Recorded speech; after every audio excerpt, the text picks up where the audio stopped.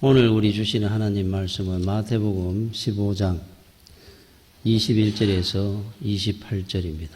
우리가 잘 아는 내용입니다.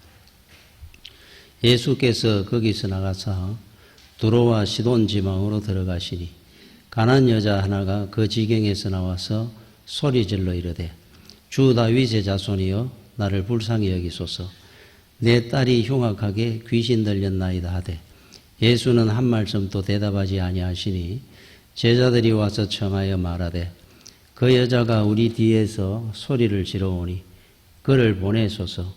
예수께서 대답하여 이르시되 나는 이스라엘 집에 잃어버린 양 외에는 다른 데로 보내심을 받지 아니하였노라 하시니 여자가 와서 예수께 절하며 이르되 주여 저를 도우소서.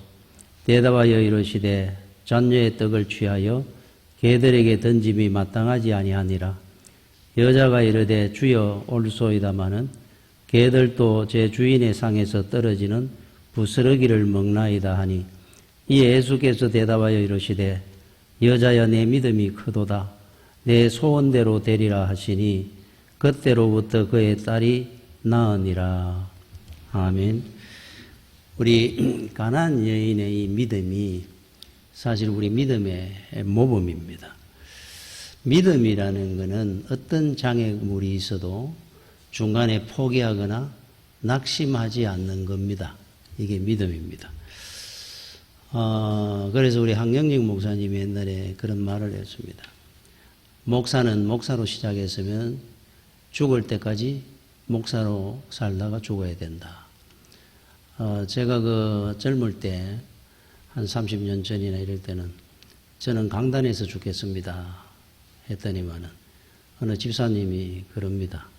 목사님은 강단에서 죽는다 그랬으니까 중간에 이래 그만두고 하는 일은 없어야 되지 않습니까? 그래서 아마 제가 그러면은 죽을 때까지 제가 하겠습니다 하고 하면은 아마 그러실 것 같아요. 죽을 때까지 하려합니까? 이렇게 이야기하실 것 같아요. 어찌됐든 간에 목사는 목사가 됐으니까 목사로 살다가 죽어야죠. 성도도 마찬가지입니다. 여러분 그 세례 문답을 했습니다. 문답할 때 우리 주님을 나의 구주이심을 믿습니다. 우리가 고백을 하죠. 하나님의 말씀을 평생 내가 순종하겠습니다. 그리고 신앙 고백을 하는 겁니다. 자, 한번 여러분들이 작정을 하고 고백을 했으면은 성도로서 평생 고백한 거를 지키고 살아야죠. 죽을 때까지.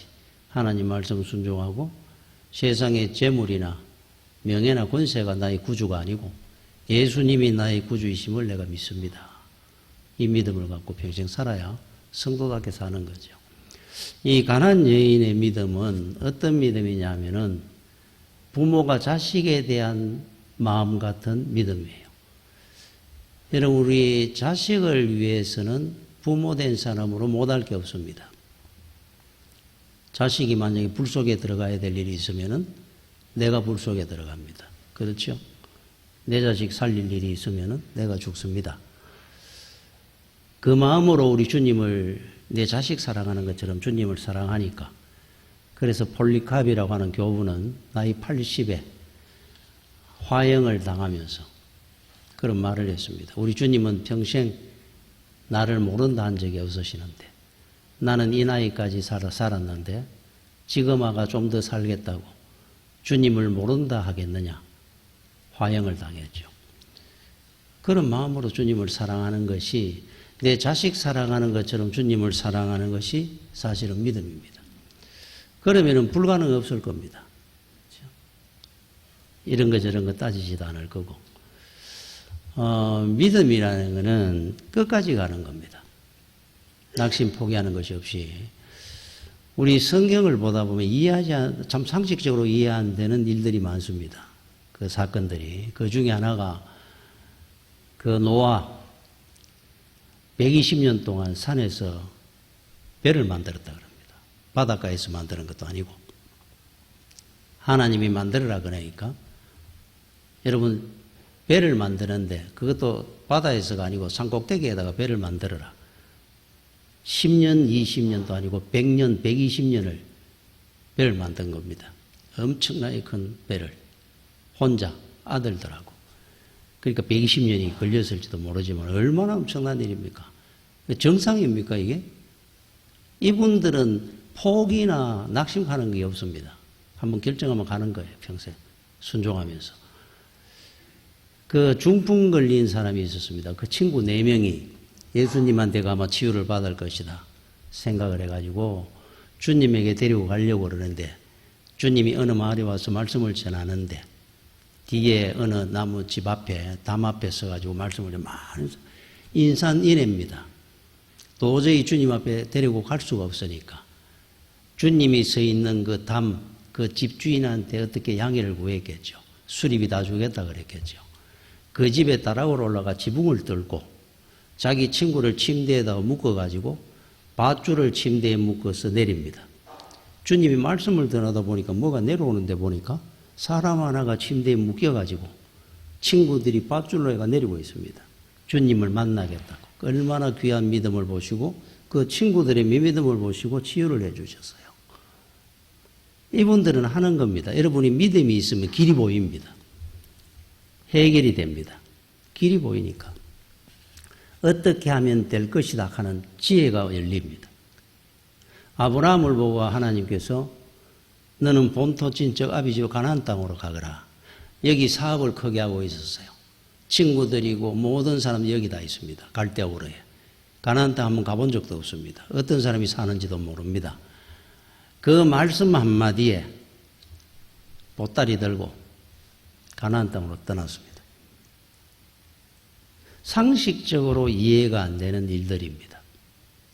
이게 믿음입니다. 결정하면 가는 겁니다. 뒤돌아보지 않는 겁니다. 값싼 은혜 축복은 없습니다.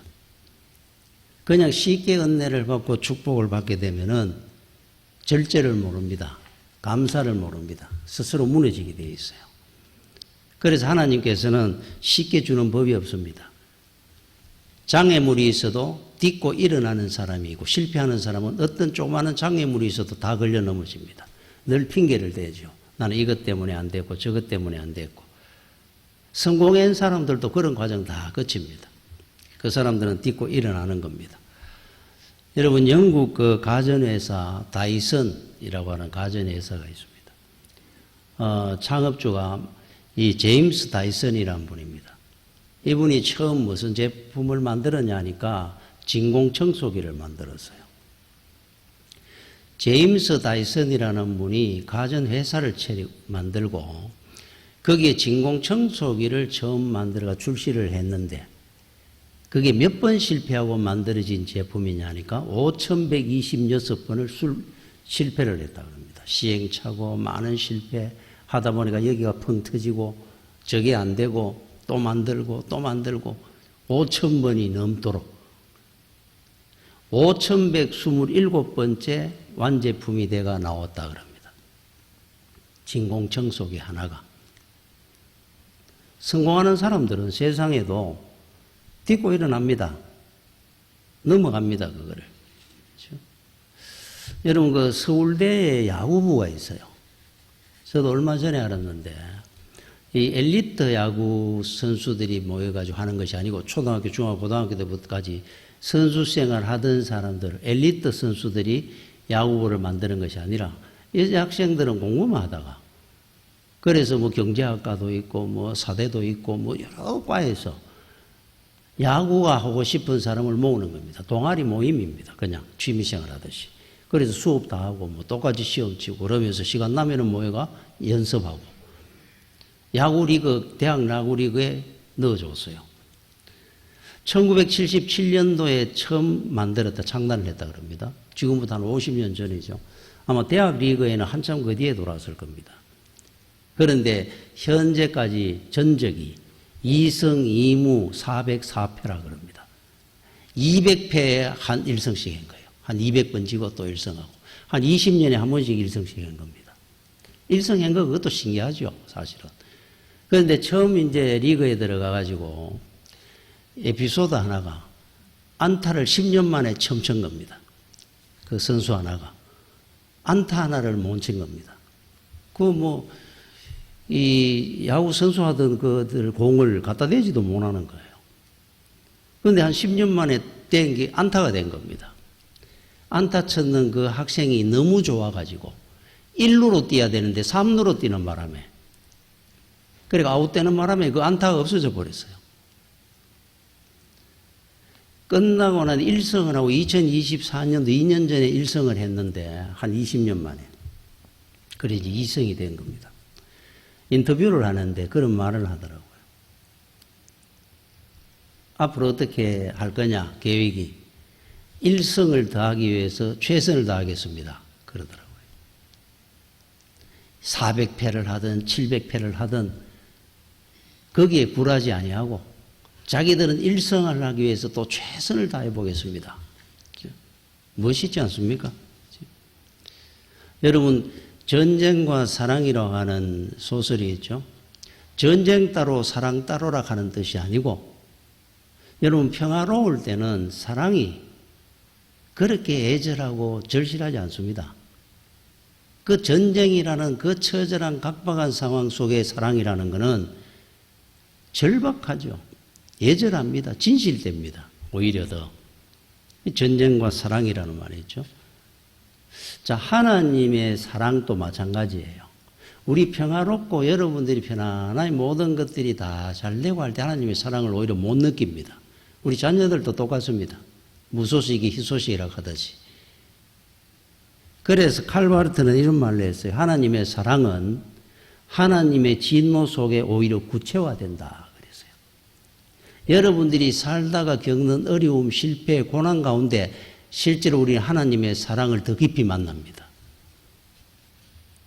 평화롭고 잘 될 때 하나님의 사랑을 깨닫는 게 아니고, 그래서 살다가 실패하고 환난이 있고 어려움이 있을 때 그때 우리는 좌절하는 것이 아니라 하나님의 그 큰 사랑을 오히려 느끼고 하나님의 은혜의 시작이구나라고 생각을 해야 됩니다. 반대로 생각할 줄 알아야 돼요. 그 속에 하나님의 뜻이 있구나라고 생각을 해야 돼요. 그래서 우리가 겪는 환난이나 여러분 시련이나 실패가 있을 때 그때는 하나님께서 큰 내 축복을 주시는 애인선과 같은 거. 여러분 애인선 압니까?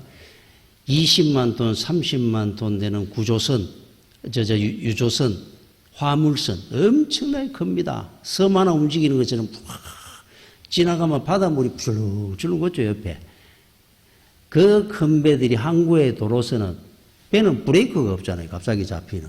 그냥 들어오면 난리 납니다. 그러면 저 밑에 한 1km 저 밖에서 시동을 끕니다. 그러면 10톤, 15톤 통통배 같은 게 앞에 끌고 옵니다.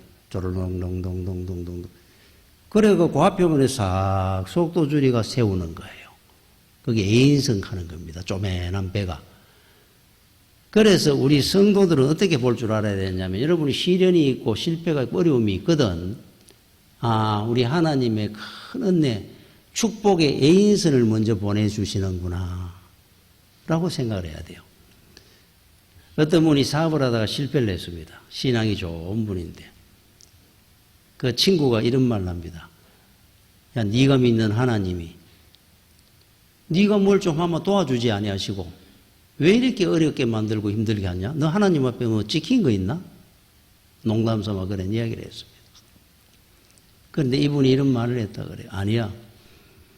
하나님이 나를 사랑하기 때문에 그러는 거야. 만약에 내가 하는 사업마다 잘 돼가지고 돈을 펑펑 벌다고 한다면은 나는 진짜 망하는 인생이 되는 거니까. 그래서 하나님이 나를 사랑하니까 오히려 막으실 때도 있고 실패하게도 하시고 돈에 파묻혀 살지 않도록 하기 위해서 은혜를 주신 거야. 그래서 칼바르트가 그런 이야기를 한 겁니다. 하나님의 진노 속에 하나님의 사랑이 구체화되는 것이다. 여러분 잠언 20장 21절에 처음에 속히 잡은 산업은 마침내 복이 되지 아니하느니라. 우리는 반대로 생각합니다. 살다 보면 젊은 나이에 성공해가 돈 펑펑 잘 버는 사람 보면 부러워합니다. 야, 저 친구 대단해. 능력이. 저 어린 나이에 저렇게 큰 것을 이루다니. 나중에 뒤를 보고 생각해야 됩니다. 멀리 보면 오히려 그게 그 인생의 불행일지 모릅니다. 이유는 뭐든지 급히 이루어진 것은 견실하지 못하기 때문에 그래요. 우리 삼풍백화점이나 성수대교 무너지는 것처럼 똑같습니다. 바깥으로 볼 때 부실공사가 단장 눈에는 안 보입니다. 급하게 젊은 나이에 이룬 산업이 그렇게 견실하고 튼튼하게 자랄 리가 없습니다. 또 하나 자기를 과신하게 되고 교만하게 되면 결국은 불행해집니다. 잘 되고 나면 교만해지거든요. 자기 자신을 과신하게 됩니다. 언젠가는 브레이크를 한번 잡을 때가 옵니다. 그러니까 오히려 젊을 때 그런 실패도 맛보고 고난의 훈련을 겪는 것이 훗날 훨씬 유익하기 때문에 하나님은 실패라는 그 인내의 과정을 겪게 할 때가 많습니다. 우리한테 은혜고 사랑입니다. 그게. 히브리서 10장 36절에 너희에게 인내가 필요함은 너희가 하나님의 뜻을 행한 후에 약속하신 것을 받기 위함이라. 왜 우리가 인내가 필요하냐면은 자, 우리 하나님의 뜻대로 우리가 잘 살았습니다. 하나님이 기뻐하시고 우리에게 귀한 복을 주시는 거예요. 주실 때 오늘 행했다고 내일 딱 주는 것이 아니고 여러분들이 신앙생활을 잘하고 있으면은 때가 되면은 1년 뒤에 3년 뒤에 5년 뒤에 하나님께서 은혜와 복을 보내주실 때가 있다. 기다리는 자에게 주는 거예요. 천국에 여러분 창고가 있는데 그 창고에는 이거 부흥사들이 많이 하는 애화입니다. 창고에는 주인한테 하나님이 보내준 선물이 주인을 못 찾고 돌아와 가지고 창고에 쌓여 있는 게 그렇게 많답니다. 그게 뭐냐면은 자, 열심히 기도합니다. 우리가 흔히 뭐 석 달 100일 기도한다, 40일 기도한다 그러면 열심히 기도합니다. 기도를 했으면은 응답을 기다릴 줄 알아야 되는데 기다리지를 못합니다. 낙심합니다. 기도하고는. 기도 뒤에 낙심은 없습니다. 그 다음부터 인내가 따라와야 되는데 인내의 과정이 없이 주저앉는 겁니다. 자, 하나님께서 이제 응답을 해 주십니다. 응답회가 보냈는데 주소를 찾아가니까 주인이 없어요. 열심히 기도하던 사람이. 낙심해가 있으니까. 돌아왔는 소포가 그렇게 많다 하는 거예요. 여러분 그 수수깡으로 말을 만들어 탄다 하는 옛날 이야기 압니까? 어느 대감집에 아들이 없어가지고 아들을 못 낳아가지고 있다가 나이가 들어가 늦둥이 아들을 봤습니다. 얼마나 귀합니까? 대감이 매일 이 아들을 끌안고 삽니다. 그때 지나가던 노인이 하나 물 좀 주십시오. 물 좀 얻어먹읍시다 하고 집을 돌았는데 그래서 물 한 모금을 얻어마시고 돌아서 나가려고 그러다가 이렇게 말을 하는 거예요. 참 귀한 아들이 모양입니다. 아이고 제가 이 나이에 이제 아들을 봤습니다. 아, 그렇습니까? 그 아들이 참 앞으로 훌륭한 사람이 돼가 살아야 될 건데 잘못하면은 불행해질 수도 있을 것 같아서 마음이 안 놓입니다. 무슨 말 하는 겁니까? 그 아들에게는 두 길이 있습니다. 앞으로 훌륭한 아들이 되는 사람이 되는 길과 그렇지 못하고 불행한 삶을 살 수도 있는 길이 두 길이 있는데 어느 길을 가기를 원합니까, 아들이? 당연히 훌륭한 사람이 되기를 원하죠. 그러면 제 말을 들으셔야 됩니다. 두 돌이 지나거든 그 아들을 열흘길 되는, 옛날에는 다 걸어 다녔으니까 열흘길 되는 멀리 있는 친구 집이든 지인의 집으로 아들을 머슴살이를 보내십시오. 두 돌 지나서 어린애를 거기서부터 키우라는 겁니다. 그 집에 머슴으로 보내라는 거예요. 보내되 20살이 될 때까지는 절대로 그 집 근방에도 가지 마라. 자기 아버지가 당신이라는 사실도 입 밖에 못 내도록 해라. 대신에 그 집 주인한테 부탁하기를 그 집 아들처럼 공부를 시켜라 그러십시오. 머슴살이도 하고 이 말이 되는 이야기입니까? 이 귀한 아들을. 그러고 가버렸는데 잠이 안 옵니다. 그 말을 들어야 훌륭한 사람이 된다 그러니까. 눈물을 머금고 그 아들을 데리고 정말 열흘길 되는 길에 친구 하나가 살아요. 그 먼 길에 찾아가가지고 친구한테 부탁을 했습니다. 그 친구가 처음에는 듣다가 어떻게 자네 아들을 내가 그럴 수 있나 그러다가 그렇다면은 내가 원칙대로 우리 집 머슴처럼 내가 키워줄게. 대신에 저녁에는 내가 공부를 또 시켜줄게. 자네 원하는 길이니까. 자, 처음에 2돌, 3돌, 4돌까지는 머슴들 속에 자라도록 했습니다. 한 5살, 6살 될 때 머슴처럼 키웁니다. 추위에, 더위에 온갖 고생을 다 하며 자랍니다. 저녁이 되면은 부릅니다. 네가 특별히 명철해서 머슴이지만은 내가 공부를 시켜주려고 그런다. 공부도 열심히 하거라. 낮에 죽도록 이하고 잠은 쏟아지는데 밤에 옆에 꿇어 앉아가 공부를 시키는 겁니다. 죽을 지경입니다. 매를 맞아가면서 20살이 되었어요. 그 아버지가 이제 그 먼 길을 찾아왔습니다. 너는 내 아들이다. 그때서 합니다. 집이를 데리고 왔어요. 얼마나 고생을 했습니까? 그 귀한 집의 자식이 머슴으로 거의 20살 되도록 살았으니까 매를 맞아가면서. 그런데 아주 명철합니다. 자, 집에 오자마자 그 다음에 과거가 있는데 그 과거 시험을 보도록 보냈습니다. 전국에서 몇백 명이 모여가 과거 시험을 본다고 앉아 있는데 그날따라 그에 따라 임금님이 직접 나오신 거예요. 다른 문제를 출제하는 것이 아니고 여기 앉아있는 모든 사람들의 앞에 수수깡을 다 나눠줘라. 한 사람 한 사람 수수깡을 수북하게 세워놨습니다. 자, 이걸로 말을 만들어라. 그러니까 어떤 사람은 예쁜 말도 만들고 멋있는 말도 만들고 수수깡으로 말 모양을 막 만듭니다. 이 사람도 말을 만들었어요. 말을 잘 만들면은 과거에 합격을 하는구나 싶어가지고 다 만들고 나니까 임금님이 그 말을 타고 내 앞으로 지나가거라. 아니 무슨 말씀을 하는 겁니까? 전문 말에 다리를 넣으니까 다 부서집니다. 그런데 이 아들이 그 수수깡 말을 타고 가는 겁니다. 어떤 고난이든 시련이든 인내함으로 이겨내면은 수수깡으로 말을 만들어 탈 정도로 못할 일이 없어진다 하는 옛날 이야기입니다. 이게 못할 일이 없어지는 거예요. 시련과 고난의 훈련을 다 겪은 사람은 어떤 일이든 성공하고 일어난다는 뜻입니다. 하나님께서 왜 우리한테 그런 과정을 겪게 하느냐? 그 이유입니다. 하나님의 나라를 이루어갈 때 쓰고자 하는데 그냥 막 키우겠습니까? 여러분 명문가의 특징이 뭔 줄 압니까? 대단한 집안 기다리게 하는 훈련을 반드시 시킵니다. 자식들한테. 콩가루 집안의 특징이 뭔 줄 압니까? 자식들이 원하면 적각적각 해주는 겁니다. 여러분 유대인들의 그 교육 중에 하나가 제일 기본적인 교육이 기다리게 하는 훈련이에요.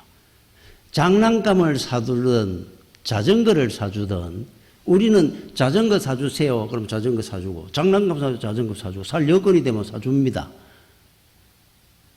그런데 귀한 거 자전거야 어떻게 못 사주면 일주일 뒤에 사줄게 한 달 뒤에 사줄게 네가 공부를 이만큼 하면 내가 사줄게 그럴 수 있는데 조그마한 장난감 하나 사주는 거 그거 가지고 그걸 그지는 안 하잖아요. 그런데 유대인들은 반드시 약속을 한다 그래요.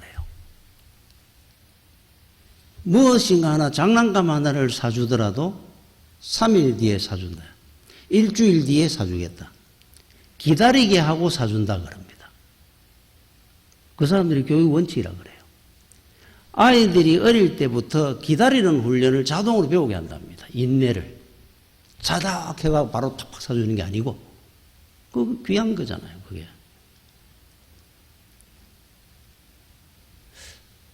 어제 광복절인데 영화 중에 여러분 광복절 특삭하는 영화가 있습니다. 저는 못 봤습니다. 그 줄거리를 압니다. 주인공이 감옥에 들어가 있는데 자기 여자친구가 결혼을 한다 그러니까 탈출해 나와가지고 여자친구 만나라고 나옵니다. 어렵게 감옥을 탈출해 나왔습니다. 나와서 나중에 알았는데 자기가 광복절 특사 명단에 있었다는 거예요. 내일 모레면 광복절인데 가만히 있어도 특사로 나올 거를 이거 큰일 났네. 새로 또 주라고 고생을 해가 감옥으로 들어간다는 내용이라 그래요. 기다리지 못하면은 모든 것을 잃습니다. 그래서 여러분 신앙이라는 것은 고난을 이기내는 인내입니다. 인내. 어떤 시련이든 고난이든 이길 수 있는 힘이에요. 하나님께서 사랑하는 사람에게 고난과 시련의 훈련과 인내라는 그 터널을 통과하게 합니다. 그런데 사람마다 그 길이가 다 달라요. 요셉 같은 경우는 13년의 세월을 17살에 팔려가 남의 집에 종살이, 감옥살이 30대가 총리가 됩니다. 13년이 걸렸어요. 야곱은 외삼촌 라반의 집에서 20년간 죽을 고생하며 훈련을 받았죠. 20년. 이런 식으로 다 길이가 있습니다. 여러분 다윗도 사울왕의 핍박으로 한 20여 년 고생을 했습니다. 무엇으로 그러면 그 길이를 정하느냐? 그 사람의 신앙 수준과 영적 체질을 보는 거예요. 거기에 따라가지고 신앙의 어떤 인내의 길이를 정해가지고 하나님이 교육을 시킵니다.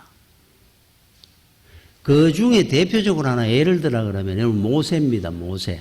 모세라는 사람의 인생은 참 희한하죠. 120년을 살았는데 40년 1기, 2기, 3기로 딱 두부 자르듯이 어떻게 인생을 또 그렇게 살게 40살까지는 애굽이라는 대제국의 왕자로 살았습니다. 사람을 죽이고 도망을 와가지고 지명수배를 와려가 미디안 강야에 숨어 있으면서 처가살이 합니다. 40년, 80까지. 요 2기가 굉장히 중요한 때입니다. 3기는 80부터 120까지 출애굽의 지도자가 되고 위대한 지도자가 되죠. 120까지 살다가 느보산에서 하나님의 부름을 받고 이 땅을 떠납니다. 자, 요래 가지고 사는데 모세에게 가장 중요한 시기가 언제겠습니까? 앞에 40년, 두 번째 2기 80까지 처가살이 했던 그 시간입니다. 그때가 모세가 위대한 지도가 되는 가장 귀한 훈련, 고난과 시련, 인내라는 훈련을 그때 다 받습니다. 인생이 뭔지를 배웁니다. 그 증거가 뭐냐 하니까 모세가 그 40년 동안 나이 80이 되도록 그렇게 많은 것을 제대로 배웠다는 증거가 어디 있습니까? 아들 둘을 낳았는데 이름을 짓기를 첫 번째 아들을 게르솜, 나그네 하는 뜻입니다. 게르솜. 인생은 결국 나그네구나. 종점을 향하여 정신없이 뛰다가 사라지는 이 땅에 누릴 거 모을 게 뭐가 있느냐? 인생 무상을 배웁니다. 나그네. 그러면서 두 번째 아들 엘리에셀이라고 짓습니다. 하나님은 나의 도움이시라. 자, 이 땅에 나그네 인생을 사는데 제일 귀한 게 뭐겠습니까? 외롭습니다. 힘듭니다. 그 나그네 길 가는 길에 얼마나 많은 어려움과 시련이 있습니다. 내 힘으로는 안 됩니다. 결국 하나님의 은혜와 도우심이 있어야 나는 바른 인생을 살 수 있습니다 하는 고백입니다. 아들 둘 이름 지은 걸 한번 보십시오. 그때 모세가 제대로 된 인생을 배운 거예요. 자, 인생 나그네 길이구나. 이 나그네 길에 제일 귀한 거는 바로 하나님의 도우심이구나. 엘리에셀의 하나님. 그래서 우리가 살아가면서 여러분들이 중요한 것 중에 하나가 이거를 배우는 겁니다. 내 힘으로 내 뜻대로 인생을 사는 것이 아니라 하나님의 은혜와 도우심으로 내가 바른 인생길을 가게 되는구나. 이거 깨닫고 고백하는 겁니다. 절대로 그래서 여러분 인생 살다가 힘들고 어려운 일이 있거든 낙심하거나 포기하면 안 됩니다. 이유가 뭐냐? 여러분 요셉을 한번 보십시오. 요나를 한번 보십시오. 엘리에셀의 하나님이 항상 하나님이 우리 앞길을 복된 길로 예비해 가고 있기 때문에 우리는 지금 모르잖아요. 앞으로 6개월 뒤, 1년 뒤를 나는 모릅니다. 1분 뒤도 모릅니다. 그러다 보니까 현실만 보면 어렵고 힘든 일이 생기면 불쑥 주저앉습니다. 기도가 안 된다 그럽니다. 하나님은 이제 시작하고 계시는데 요나를 바다로 던졌을 때 바다는 요나한테 절망입니다. 그 바다 가운데 큰 물고기를 하나님이 예비하셨다가 요나를 그의 뱃속에 넣고 태워다가 구원해 줄 누가 알았겠습니까? 죽었다 그랬을 겁니다. 요나는 예비해 놓으시는 겁니다. 아브라함을 하나님께서 네 아들 이삭을 모리아산에서 바치러 갔습니다. 묶었습니다. 번제로. 자, 배를 잘라가지고 내장 다 끄집어내고 토막을 내가 불을 지어가 태웁니다. 그걸 하려고 그러니까 하나님께서 내가 네 마음을 알았으니까 네 아들에게 손대지 마라. 그런데 옆에 양이 우는 소리가 들길래 돌아보니까 나무에 양 한 마리가 잡혀 있습니다. 저 양을 대신 바쳐라. 그래서 그 땅 이름을 뭐라고 지른 줄 압니까? 아브라함이 여호와 이레라. 하나님은 준비하시는 하나님, 예비하시는 하나님이구나. 우리 인생에 왜 여러분들이 살다가 낙심하지 말라고 하는 이유가 있습니다. 우연은 없습니다. 우리 하나님, 우리 한 사람 한 사람을 천하보다 귀하게 여깁니다. 그렇다고 한다면은 문제가 생길 때는 그 다음의 단계를 하나님은 이미 준비하고 계시는 거예요. 우리를 놓치는 법이 없습니다. 하나님이 누굽니까? 말씀으로 천하 만물을 만드시는 분이 우리 인생길 하나 못 잡아놓으시겠어요? 그거를 못 보는 믿음이 돼가 우리는 늘 낙심하는 겁니다. 예비해 놓으실 겁니다. 분명히. 믿음으로 인내의 시간을 가지고 기다릴 줄 알아야 되는 거예요. 때가 되면 하나님께서 분명히 우리를 더 복된 길로 인도해 가실 겁니다. 여러분, 나이덕 시인의 빨래는 얼면서 마르고 있다 하는 시가 있어요.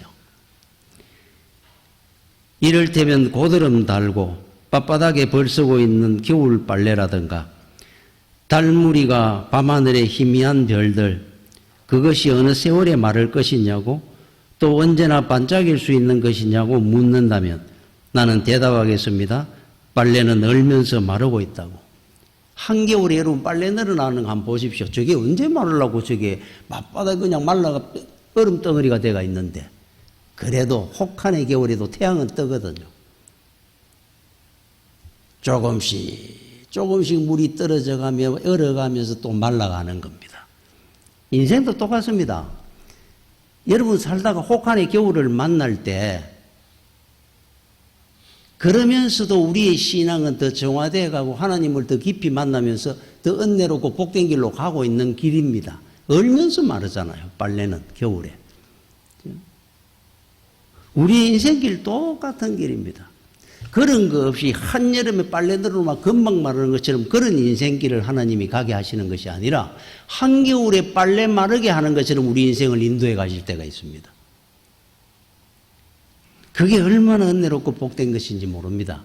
우리 여러분이 힘들고 어렵다는 게 진짜 어렵고 힘든 게 뭐가 있습니까? 믿음의 조상들 한번 보십시오. 주기철 목사님, 손양원 목사님 같은 분 한번 보십시오. 이게 믿음이라 할 수 있겠습니까? 이게 무슨 시련입니까, 사실은? 그분들이 시련과 인내가 진짜 시련이고 인내죠, 그게. 여러분, 내 자식은, 남의 자식은 때리면 도망을 가지만 내 자식은 때리면 어머니 품속으로 안겨 들어온다 그래요. 맞잖아요. 애들 때리면 울면서도 막 그러면 끌안섭니다. 남의 자식 몇 때려 보십시오. 맞는가? 도망가 버리지. 자, 그때 우리가 확인되는 겁니다. 여러분들은 누굽니까? 우리 하나님의 자녀들이잖아요. 살다가 어려움이 있고 힘든 일이 있으면 주여 하고 더 매달리는 게 하나님의 자녀입니다. 우리 어렵고 힘들다 하는 거 이거 아무것도 아닙니다. 여러분 파울 게르하르타 목사님 가는 분이 있어요. 지금 새로 나온 개혁 찬송가에는 그분 찬송이 없어졌습니다. 지난 찬송가 18장 찬송을 작사했는 분입니다. 이분이 어떤 분인 줄 압니까? 12살에 어머니가 돌아가시고 14살에 아버지 돌아가시고 고아가 됐는데 얼마나 가난하고 어려웠는지 신학을 하는데 44살에 겨우 목사 한 수를 받습니다. 애가 5이고 부인하고 이렇게 살고 있었는데 유럽에 그 당시에 흑사병이 돌 때 유럽 인구 3분의 1이 죽었답니다. 그 당시에 흑사병으로. 그때 자식 5 중에 4명이 죽었어요. 아내가 죽었습니다. 9살 먹은 막내 아들 하나 살아있습니다. 야, 그 정도 돼버리면 어지간한 믿음은 손 놓을 것 같아요. 세상에 이런 법이 어디 있습니까? 하나님 할 거 아니에요.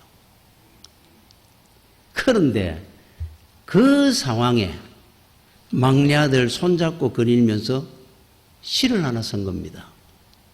그게 찬송이 돼 나왔어요. 이렇게 시작을 합니다. 1절 찬송을 제가 가사를 내 영혼아 곧 깨어 주 찬양하여라. 이 천지 만물 모두 주 다스리시네. 저 높은 보좌 위에 주 앉아 계시니 그 빛난 위엄 앞에 다 경배하여라. 나 고난 받을 때, 나 또 줄일 때에도 내 주님 나를 항상 위로해 주시네. 추하고 곤궁하며 보잘것없으나 주 나와 함께 계셔 늘 권고하시네. 야, 어떻게 이런 시가 나옵니까? 내가 추하고 고나고 내가 힘들고 지치고 이런 상황이지만은 줄이고 피곤하지만은 주님은 나를 권고해 주시고 계십니다. 권고, 위로하고 사랑해 주시는 것. 하나님을 찬양하고 있잖아요. 이 오리지널 믿음입니다, 이분이. 낙심, 포기는 없습니다. 우리는 뭐 때문에 여러분들은 힘이 든다 그러고 시험 든다 하고 힘들어 합니까? 이분들의 그런 사연을 이래 읽다 보면은, 간정을 읽다 보면은 부끄럽습니다, 사실은. 그렇죠? 믿음이라는 것은 중간에 낙심하거나 포기하거나 없습니다. 가는 겁니다, 끝까지. 주님을 믿고 바라보면서 예비하시는 주님이심을 믿고 가는 거예요. 가나안 여인처럼 여러분들의 믿음도 승리할 수 있도록 강건한 믿음 되기를 축원합니다. 기도하겠습니다. 주여, 은혜를 감사를 드립니다. 하나님 보시기에 기뻐 받으신 온전한 믿음으로 세상의 어떤 시련이나 고난의 훈련도 능히 극복하고 승리할 수 있도록 우리 믿음의 성도들 인도하여 주시옵소서. 예수님 이름으로 기도드립니다. 아멘.